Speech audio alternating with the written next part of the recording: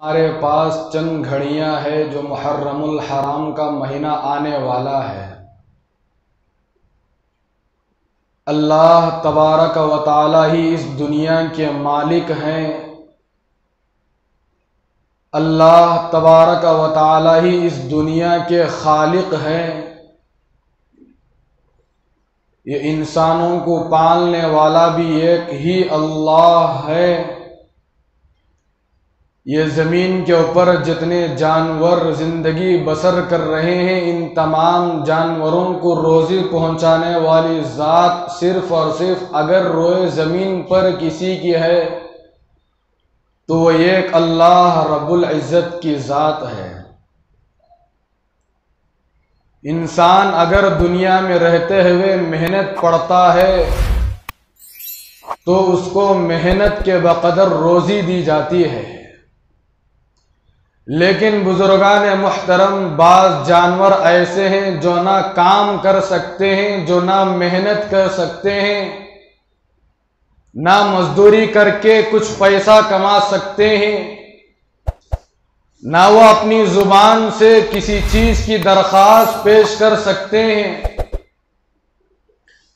پھر بھی اس کے باوجود بزرگان محترم اللہ رب العزت کی ذات ایک ایسی ذات ہے، ان تمام جانوروں کو بھی صبح سے لے کر شام تک، شام سے لے کر صبح تک اللہ تبارک و تعالی ہی ان جانوروں کی، ان پرندوں کی حفاظت بھی کرتے ہیں، اور روزی بھی اللہ تبارک و تعالی ہی اپنے خزانہ غیب سے ان کو پہنچاتے ہیں۔ یہ اللہ کی ذات ہے، یہ اللہ کی قدرت ہے۔ تو معلوم ہوا بزرگان محترم ساری دنیا کے خالق اور حقیقی مالک کوئی ایک ہے، تنے تنہا اللہ رب العزت ہی ہے۔ اللہ تبارک و تعالی نے بعض چیزوں کو بعض چیزوں پر فوقیت رکھا ہے، بعض انسانوں کو بعض انسانوں پر فوقیت رکھا ہے۔ جیسا کہ عام انسانوں کا مقام الگ ہے، حضرات انبیاء کرام علیہ السلام کا مقام الگ ہے۔ انسان کتنی بھی محنت کرے، انسان کتنی بھی عبادت کرے، صبح سے لے کر شام تک، شام سے لے کر صبح تک، اگر وہ اللہ کے دربار میں سجدہ بسجود ہو جائے تو بزرگان محترم حضرات صحابہ، حضرات انبیاء کرام علیہم السلام کی عبادت تک پہنچ نہیں سکتا۔ ہم نے کئی واقعات سن رکھا ہے کہ بڑے بڑے صحابہ رضوان اللہ تعالی علیہم اجمعین جو ایک ایک دن میں ایک ایک قرآن مجید ختم کر دیا کرتے تھے، ایک ایک رات میں ایک ایک رکعت میں مکمل قرآن مجید کے 30 پارے ختم کر دیا کرتے تھے۔ یہ حضرات صحابہ کرام کے اندر اللہ پاک نے اتنی طاقت دے رکھا تھا، اللہ پاک نے صحابہ کے اندر اتنی قوت دے رکھا تھا، تب جا کر بزرگان محترم دن رات اللہ تبارک و تعالی کی عبادت میں مصروف رہتے تھے۔ آج بتائیے گا بزرگان محترم کہ آج کے دنیا کے اندر کہ آج کوئی مسلمان ایسا ہے جو دن میں ایک قرآن مجید ختم کر کے دکھلائے؟ کہ آج کوئی مسلمان ایسا ہے جو رات کے 12 بجے سے لے کر صبح میں فجر ہونے تک کیا قرآن مجید کو ختم کرنے کے لیے کیا آج کا کوئی مسلمان موجود ہے؟ نہیں بزرگان محترم، حدیثوں کے اندر، کتابوں کے اندر جب ہم پڑھتے ہیں تو پتہ چلتا ہے کہ حضرات صحابہ ایک ایک رات کے اندر، ایک ایک دن کے اندر قرآن مجید کے 30 پارے بیک وقت ختم کر دیا کرتے تھے۔ وہ اللہ کی عبادت کرنے کے لیے تھک نہیں جایا کرتے تھے، وہ اللہ کی عبادت کرنے کے لیے اپنے جسم کو اندر تھکاوٹ پیدا نہیں کرتے تھے، اپنے جسم کو اللہ کی عبادت میں لگا لیا کرتے تھے۔ اور وہ یہ سمجھتے تھے اور وہ یہ سوچتے تھے کہ اللہ تبارک و تعالیٰ کی عبادت کے لیے اللہ پاک نے مجھ جیسے حقیر شخص کو چن لیا ہے، یہ اللہ کا احسان ہے، یہ اللہ کا کرم ہے۔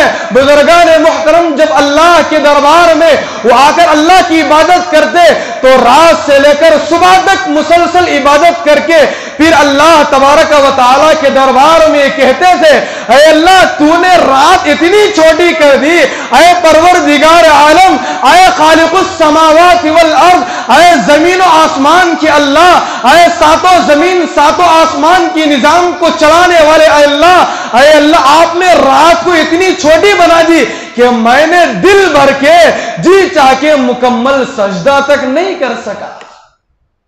یہ کون کہتے تھے؟ بزرگان محترم، حضرات صحابہ، حضرات صحابیات کی زندگی ہے۔ لیکن آج اللہ معاف فرمائے بزرگان محترم، آج ہمارے محلوں کے اندر آج ہم دیکھ سکتے ہیں کہ آج ہماری گھر کی مستورات فجر کی نماز کے لیے اٹھ رہی ہے یا نہیں اٹھ رہی ہے، شوہر فجر کی نماز کے لیے اٹھ رہا ہے یا نہیں اٹھ رہا ہے، شوہر فجر کی نماز پڑھنے کے لیے مسجد کو تو چلا جاتا ہے لیکن فجر کی فرض نماز پڑھنے کے لیے کیا وہ آج کے زمانے میں اپنی بیوی بچوں کو جگا رہا ہے؟ نہیں جگا رہا ہے۔ بزرگان محترم، حضرات صحابہ کے واقعات کو مجھے اور آپ کو پڑھنے کی اس وقت ضرورت ہے۔ پڑھنا کمال کی بات نہیں ہے، حضرات صحابہ کے نقش قدم پر اپنی زندگی کو چلانا یہ اصل کام ہے۔ آج میرا بیان کرنا بھی آسان ہے، امت کے وہ افراد کا جو جمعہ میں بیانات سنتے ہیں ان کا بیان سننا آسان ہے، جب عمل کرنے پر جب وقت آتا ہے تو بزرگان محترم اس وقت کا اصل امتحان ہے۔ تو میں بتا رہا تھا کہ آج ذی الحجہ کی 20 پر 9 تاریخ ہے، ہو سکتا ہے کہ محرم آج چاند نظر آ جائے یا کل محرم الحرام کا چاند نظر آ جائے، کل محرم الحرام کی پہلی تاریخ بھی ہو سکتی ہے یا اتوار کے دن محرم الحرام کی پہلی تاریخ بھی ہو سکتی ہے، یہ چاند کے اوپر فیصلہ ہے۔ اگر آج رات میں چاند نظر آ گیا تو محرم الحرام کا مہینہ کل سے شروع ہو جائے گا، اگر آج چاند نظر نہیں آیا تو کل شام میں چاند نظر آ جائے گا، اتوار کو انشاءاللہ محرم الحرام کی پہلی تاریخ ہوگی۔ تو آج بزرگان محترم محرم الحرام کے عنوان پر کچھ قیمتیں باتیں لے کر آپ میں حاضر ہوا۔ حدیث پاک کے اندر آتا ہے کہ جناب محمد الرسول اللہ صلی اللہ علیہ وسلم نے ارشاد فرمایا، یہ جتنے دن ہیں یہ تمام دنوں کو پیدا کرنے والا بھی اللہ ہی ہے، یہ سال کے 12 مہینے جو بنائے ہیں یہ بنانے والے بھی اللہ ہی ہیں۔ تو حدیث پاک کے اندر اللہ کے رسول علیہ السلام نے فرمایا کہ تمام دنوں میں افضل دن، برکت والا دن، اللہ کے رسول علیہ السلام نے فرمایا کہ جمعے والا دن ہے۔ کون سا دن ہے؟ تمام دنوں میں اللہ کے رسول علیہ السلام نے فرمایا کہ سب سے افضل دن وہ جمعے کا دن ہے۔ آگے حدیث پاک کے اندر اللہ کے رسول علیہ السلام نے ارشاد فرمایا کہ تمام مہینوں میں، یہ تو مہینے ہی اللہ تبارک و تعالیٰ نے بنائے ہیں، تمام مہینے باعث ثواب ہے، برکت والے ہیں، عزت والے ہیں، عظمت والے ہیں، لیکن اللہ کے پیارے حبیب جناب محمد الرسول اللہ صلی اللہ علیہ وسلم نے ارشاد فرمایا کہ 4 مہینے ایسے ہیں جب اللہ پاک نے دنیا کو وجود بخشا، جب اللہ پاک نے 7 آسمان کو بنایا، جب اللہ پاک نے 7 زمین کو بنایا اور ان کے درمیان جتنی چیزیں جب اللہ پاک نے دنیا کو تخلیق بخشا تو حدیث پاک کے اندر اللہ کے رسول علیہ السلام نے فرمایا اس وقت سے 4 مہینوں کی عظمت اللہ پاک نے قرآن مجید کے اندر بیان فرمائی ہے۔ وہ 4 مہینے یہ ہیں بزرگان محترم، اللہ کے رسول علیہ السلام نے فرمایا سب سے پہلا مہینہ ذی قعدہ کا ہے۔ کون سا ہے؟ ذی قعدہ ہے۔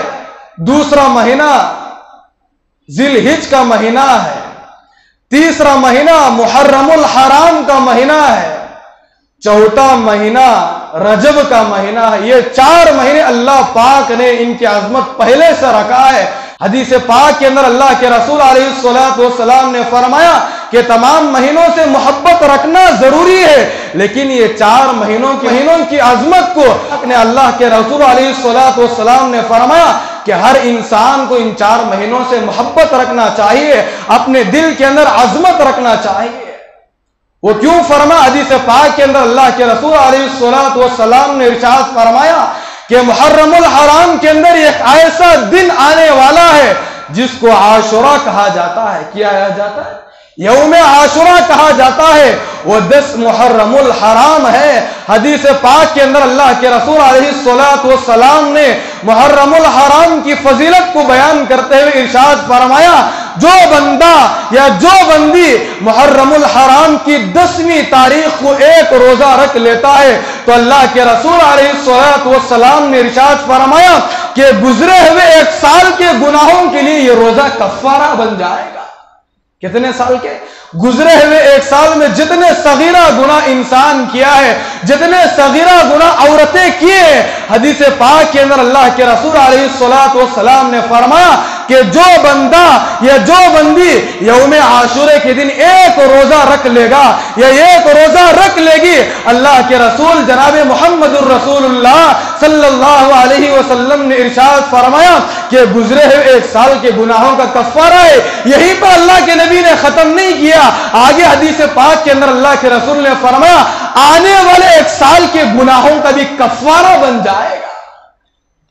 یہاں پر اللہ کے رسول علیہ السلام نے یہ نہیں فرمایا کہ محرم الحرام کے 30 روزے رکھنے پر آپ کے 1 سال کے گناہ معاف کیے جائیں گے، گزرے ہوئے 1 سال کے گناہ بھی معاف ہو جائیں گے، آنے والے 1 سال کے بھی گناہ معاف ہو جائیں گے۔ اللہ کے رسول علیہ السلام نے یہاں پر قید نہیں بتائی۔ اللہ کے رسول علیہ السلام نے فرمایا کہ جو بندہ یا جو بندی یوم عاشورے کے دن ایک روزہ ثواب کی نیت سے اللہ کی ذات پر بھروسہ رکھتے ہوئے رکھ لیتا ہے یا رکھ لیتی ہے، اللہ کے رسول علیہ السلام نے فرمایا کہ اللہ پاک اس کے تمام صغیرہ کی صغیرہ گناہ معاف فرما دیتے۔ ارے اس سے بڑا آفر مجھے اور آپ کو کون دے سکتا ہے؟ لیکن اسی جگہ پر بزرگان محترم ایک سوال پیدا ہوتا ہے، جب محرم الحرام کا مہینہ اللہ کے رسول علیہ السلام ہر سال اللہ کے رسول علیہ السلام کے دور میں آتا رہا تو اللہ کے رسول علیہ السلام نے مدینہ منورہ کی طرف ہجرت کر کے چلے گئے۔ مکے کے اندر اللہ کے رسول علیہ السلام کو کتنی تکالیف دیے گئے میں اور آپ بارہا سن چکے ہیں۔ صرف اسی وجہ سے بزرگان محترم تکلیف پہنچائے گئے، تکلیف دی گئی۔ اللہ ایک ہے مان لو تو کامیاب ہو جاؤ گے، اگر اللہ کی ایک ہونے پر ایمان نہیں لاؤ گے، اللہ کی ایک ہونے پر یقین نہیں رکھو گے تو تمہیں دنیا میں کیا ہوگا، آخرت میں کیا حشر ہوگا، یہ اللہ پاک ہی فیصلہ کرنے والے ہیں۔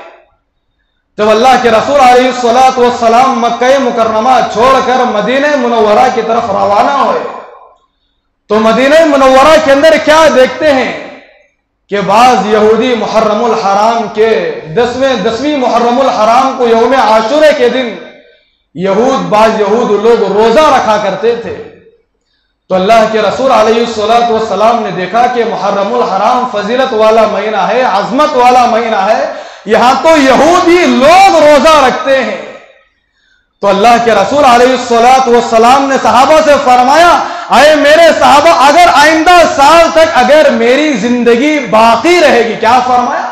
اگر آئندہ سال تک اگر اللہ پاک میری زندگی دے رکھا ہے، اللہ کے رسول علیہ السلام نے صحابہ سے فرمایا کہ اگلے سال اگر میں روئے زمین پر زندہ رہوں گا تو انشاءاللہ ثم انشاءاللہ 2 روزے رکھوں گا۔ کیا فرمایا؟ کتنے روزے رکھوں گا؟ اگر آئندہ سال تک اگر میری زندگی باقی رہے گی، اگر آئندہ سال تک میری سانس باقی رہے گی تو اللہ کے پیارے حبیب جناب محمد الرسول اللہ صلی اللہ علیہ وسلم نے ارشاد فرمایا اگر آئندہ سال تک میری زندگی باقی رہے گی تو میں 2 روزے انشاءاللہ ضرور رکھوں گا۔ اگر میری زندگی ختم ہو جائے گی تو صحابہ کرام صلی اللہ کے رسول نے فرمایا، اے میرے صحابہ، تم آئندہ سال 2 روزے رکھنا۔ کتنے روزے رکھنا؟ 2 रोजे रखना, या 9 मुहर्रमुल हराम, एक 10 मुहर्रमुल हराम, या तो ये 2 रोजे रख लेना चाहिए, या 10 मुहर्रमुल हराम और 11 मुहर्रमुल हराम। अल्लाह के रसूल अलैहिस्सलातु वस्सलाम ने सहाबा से फरमाया ये 2 रोजे रख लेना।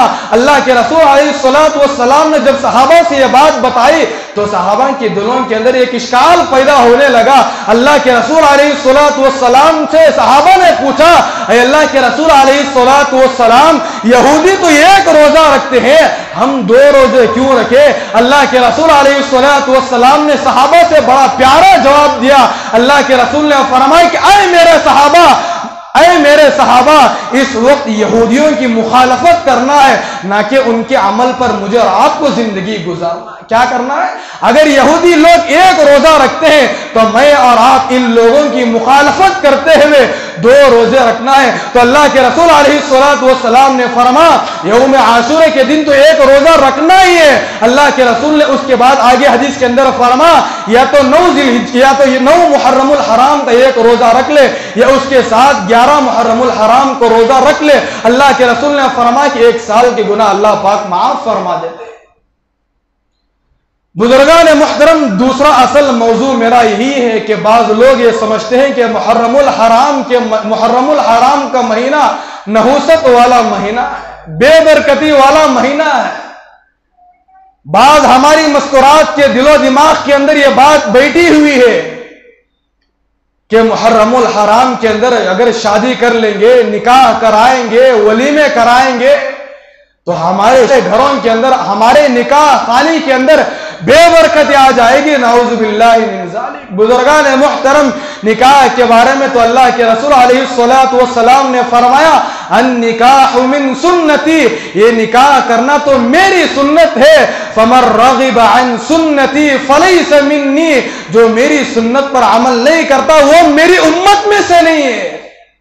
फमर रग़िब अन सुन्नती फलैस मिन्नी, अल्लाह के रसूल अलैहिस्सलातु वस्सलाम ने फरमाया कि जो मेरी सुन्नतों से एराज करेगा, जो मेरी सुन्नतों पर अमल नहीं करेगा, जो मेरी सुन्नतों से अपने चेहरे को मोड़ लेगा, अल्लाह के रसूल जनाब मोहम्मदुर रसूलुल्लाह सल्लल्लाहु अलैहि वसल्लम ने आज से हजारों साल पहले यह हदीस बताकर चले गए कि अल्लाह के रसूल अलैहिस्सलातु वस्सलाम ने फरमाया कि जो मेरी सुन्नतों से मुंह मोड़ लेगा, अल्लाह के रसूल अलैहिस्सलातु वस्सलाम ने फरमाया कि वो मेरी उम्मत में से नहीं है।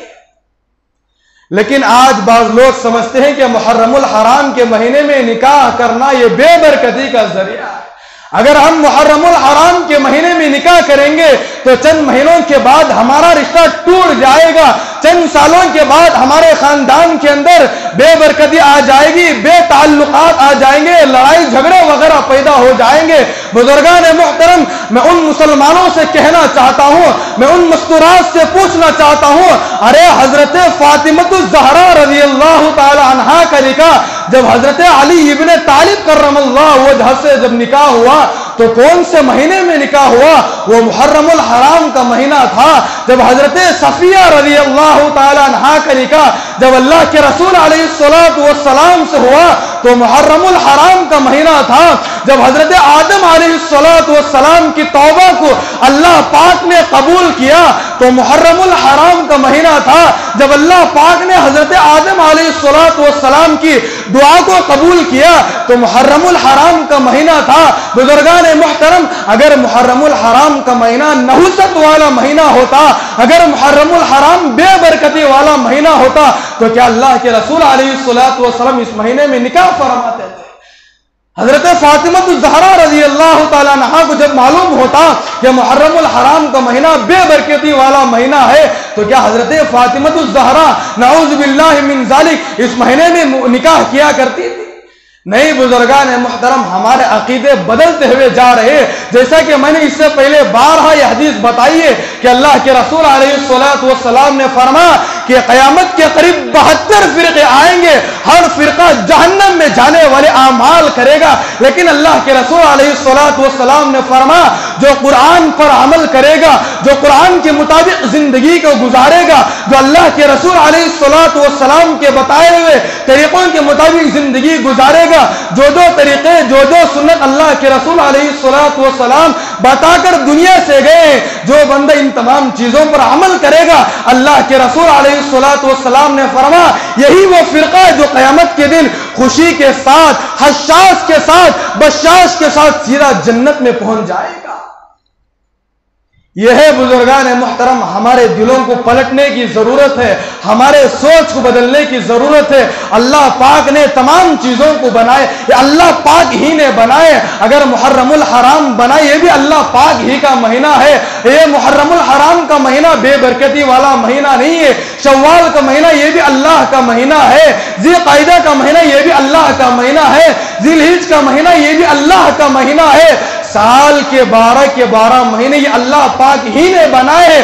اللہ پاک جو مہینوں کو بنائے، کیا وہ مہینہ منحوس ہو سکتا ہے؟ نعوذ باللہ من ذالک۔ نئے بزرگان محترم، اگر کوئی آدمی اس طرح کے الفاظ اپنی زبان سے کہتا ہے تو بعض علماء نے فرمایا ایک مرتبہ، دو مرتبہ اگر وہ بولتا ہے یہ منحوس والا مہینہ ہے، یہ غلط مہینہ ہے، بے برکتی والا مہینہ ہے، ایک مرتبہ دو مرتبہ تو اللہ کے یہاں اس کی چھوٹ ہے۔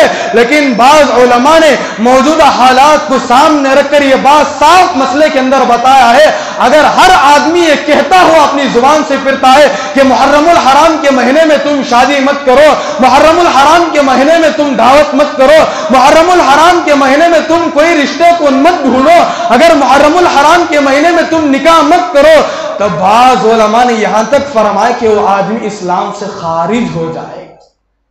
کتنی بڑی بات ہے بزرگان محترم، ایک ایک چھوٹی سے چھوٹی چیز اللہ کے رسول علیہ الصلوۃ والسلام مجھے اور آپ کو بتا کر چلے گئے۔ لیکن بزرگان محترم، آج ہمارے اندر ایمان کی کمزوری ہے، دین نہ ہونے کی وجہ سے، مسائل کی معلومات نہ ہونے کی وجہ سے آج مسلمانوں کا ایک طبقہ ایسا ہے جو غلط چیزوں پر اپنی زندگی کو گزار رہا ہے۔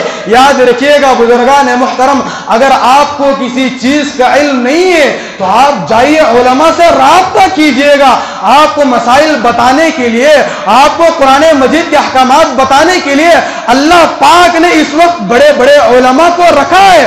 ایسا نہیں کہ علماء مر گئے، کوئی حفاظ دنیا کے اندر موجود نہیں ہے، کوئی عالم دنیا کے اندر موجود نہیں ہے، کوئی مفتی دنیا کے اندر موجود نہیں ہے، دین کی بات بتانے کے لیے آپ کو کوئی موجود نہیں ہے، تو آپ ایسے حالت میں بھی اجتہاد کرنے کی ضرورت ہے، سوچ کر سمجھ کر قدم کو اٹھانے کی اس وقت سخت ضرورت ہے۔ تو بزرگان محترم، اگر آپ کو کوئی مسئلہ معلوم نہیں ہے، اگر آپ کو کوئی بات معلوم نہیں ہے، جائیے آپ مدارس سے رابطہ کیجئے گا، بڑے بڑے علماء سے رابطہ کیجئے گا، جس چیز کا علم آپ کو نہیں ہے آپ ان سے جا کر پوچھئے گا۔ رات کے 12 بجے کسی عالم کو آپ فون کر کر مسئلہ پوچھئے گا، کوئی عالم آپ کو یہ نہیں بتائے گا ارے رات میں اس وقت میں آپ کو فون کرنے کی کیا ضرورت ہے، آرام کرنے کا وقت ہے، اس وقت میں مسئلہ نہیں بتاؤں گا، اس وقت میں آپ پر فون کے ذریعے بات نہیں کروں گا، کل صبح میں آ جانا۔ بزرگان محترم، آپ کو کوئی عالم یہ جواب نہیں دے گا۔ آپ رات کے 1:30 بجے کسی عالم کو فون کیجئے، رات کے 2 بجے آپ کسی عالم کو فون کیجئے، رات کے 4 بجے آپ کسی عالم کو فون کر کے کوئی مسئلہ معلوم کیجئے گا۔ مجھے خدا کی ذات پر امید ہے، اللہ کی ذات پر بھروسہ رکھتے ہوئے منبر رسول پر بیٹھ کر یہ بات بتاؤں جو جھوٹا نہیں ہو سکتا، آپ کو اسی وقت ڈنکے کی چوٹ پر ہر عالم آپ کے مسئلے کا جواب ضرور دے گا، آپ کے مسئلے کا جواب مفتیان کرام رات میں ضرور دیں گے۔ بزرگان محترم، اس لیے آپ حضرات سے درخواست ہے، اگر آپ کو کوئی مسئلہ معلوم نہیں ہے تو ضرور آپ علماء سے رابطہ کیجئے، غلط چیزوں میں ملوث ہو کر اپنی آخرت کو برباد نہ کرے۔